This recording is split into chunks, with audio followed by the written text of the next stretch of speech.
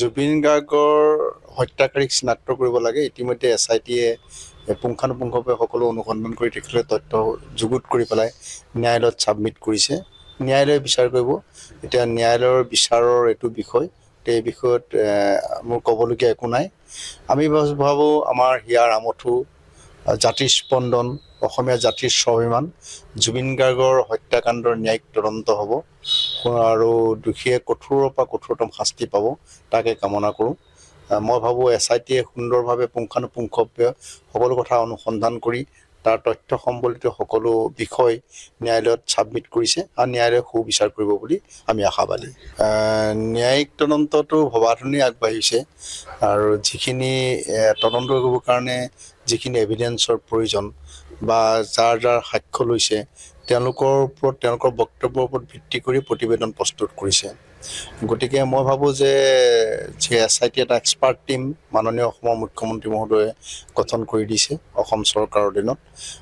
গতিকে মই ভাবোঁ যে ন্যায়িক তদন্তকাৰীসকলে সুন্দৰভাৱে তদন্ত কৰি বিষয়বস্তুটো ন্যায়ালয়ত ছাবমিট কৰিছে। জুবিন গাৰ্গ যে আমাৰ মাজত নাই কথাটো আজিও আমি কল্পনাই কৰিব নোৱাৰোঁ। গতিকে জুবিন গাৰ্গ যদিও কায়িকভাৱে আমাৰ মাজত নাই, সকলোৰে হৃদয়ে হৃদয়ে জুবিন গাৰ্গ আছে। জুবিন গাৰ্গৰ শেষৰ ছবিখন ৰৈ ৰৈ বিনালে মানুহে চাই পেলাই এটা কথা উপলব্ধি কৰিছে যে জুবিন গাৰ্গ তেওঁলোকৰ মাজতে যেন আছে। গতিকে সেই কথাটো উপলব্ধি কৰিছে আৰু সকলোৱে তেওঁৰ যিখন শেষ চিনেমা জুবিন গাৰ্গৰ ৰৈ ৰৈ বিনালে এখন চাবৰ কাৰণে আগ্ৰহী হৈ আছিলে। বহুতো ব্যক্তিয়ে চোৱাৰ সুবিধাটো পোৱা নাছিলে, সেইকাৰণে এই সুবিধাখিনি কৰি দিছিলোঁ যিমানখিনি পাৰোঁ। যোনে চাবলৈ ইচ্ছা কৰিছিলে তেওঁলোকে চাইছে আৰু চাই পেলাই জুবিন গাৰ্গ যিহেতুকে মই কৈছোঁ সকলোৰে অন্তৰত আছে, সকলোৰে হৃদয়ত জুবিন গাৰ্গ আছে। গতিকে জুবিন গাৰ্গৰ প্ৰতি যি স্নেহ, যি আৱেগ, যি মৰম, সেইখিনি বস্তু তাত বিচাৰি পাইছে ৰাইজে।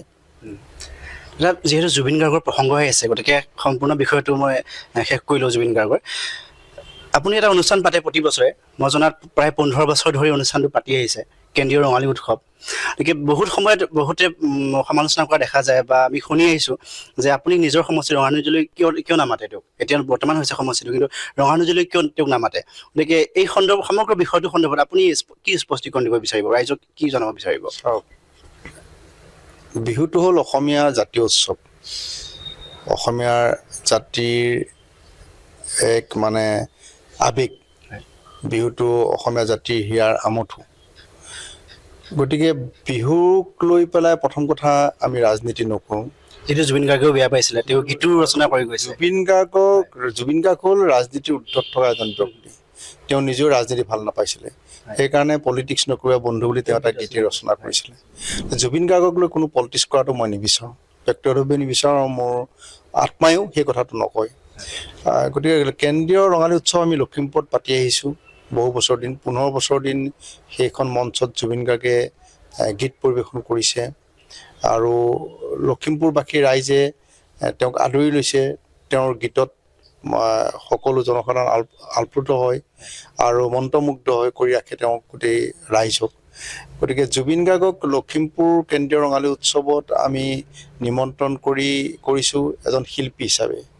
আৰু শিল্পীক ৰাজনীতি কৰাটো মই নিবিচাৰোঁ, যদিও বহুতে মোক ব্যক্তিগতভাৱেও কয় যে আপুনি নাওবৈচা সমষ্টিত ইলেকশ্যন খেলে, নাওবৈচালৈ কিয় জুবিন গাৰ্গক নামাতে। মই কৈছোঁ যে মই প্ৰথম কথা বিহুটো লৈ কোনো ৰাজনীতি হ'ব নোৱাৰে। দ্বিতীয় কথা, জুবিন গাৰ্গ হ'ল ৰাজনীতিৰ উদ্ধত এজন ব্যক্তি, তেওঁক লৈ কোনো ৰাজনীতি বা কোনো ধৰণৰ সুবিধা লোৱাটো মই কামনা নকৰোঁ। আৰু সেইবাবে কেন্দ্ৰীয় ৰঙালী উৎসৱখন আমি অনুষ্ঠিত কৰিছিলোঁ লখিমপুৰৰ চৰকাৰী উচ্চতৰ মাধ্যমিক বিদ্যালয়ৰ খেলপথাৰত, আৰু প্ৰতি বছৰে আমি তাতে উদযাপন কৰোঁ। তাতে আমি জুবিন গাৰ্গক এইবাৰো 2025 চনৰ শেষৰখন যিখন বিহু, তাৰপিছতে পেহেলগামৰ ঘটনাৰ কাৰণে বিহু বন্ধ হৈছিলে, শেষৰ অনুষ্ঠানটো তেখেতে তাতে তেওঁ মঞ্চত তেওঁ গীত পৰিৱেশন কৰিছে।